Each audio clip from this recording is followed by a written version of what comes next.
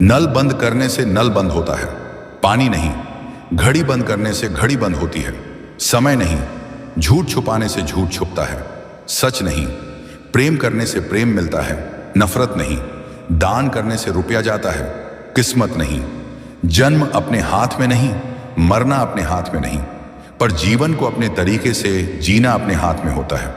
मस्ती करो, मुस्कुराते रहो, सबके दिलों में जगह बनाते रहो। जिंदगी में दो बातें हमेशा याद रखना, जब गुस्सा आए तब कोई फैसला मत करना, और जब बहुत खुश हो तब कोई वादा मत करना।